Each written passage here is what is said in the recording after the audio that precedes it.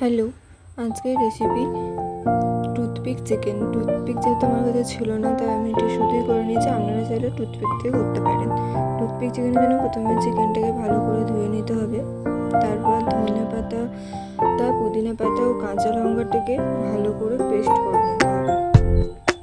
Paste হয়ে গেলে 1 চামচ ওই পেস্টটি দিতে হবে চিকেনে। তারপর আদা বাটা 2 চামচ, রসুন বাটা 1 চামচ দিয়ে ভালো করে মিক্স করে নিতে হবে। মিক্স করার পর ওটিকে 10 মিনিট রেস্টে রেখে দিতে হবে আর একটু লেবুর রস দিতে হবে।